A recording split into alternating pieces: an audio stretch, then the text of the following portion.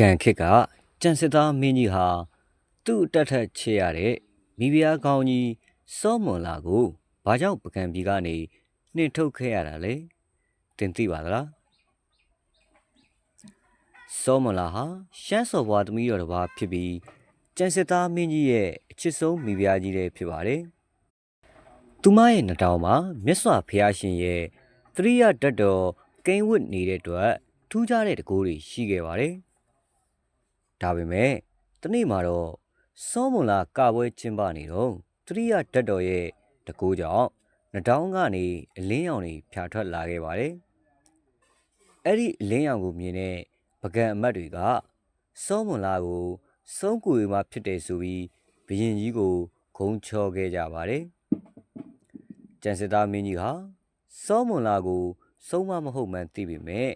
အမတ်တွေနဲ့တိုင်းသူပြည်သားတွေရဲ့အန္တရာယ်ကနေကာကွယ်ပေးဖို့အတွက်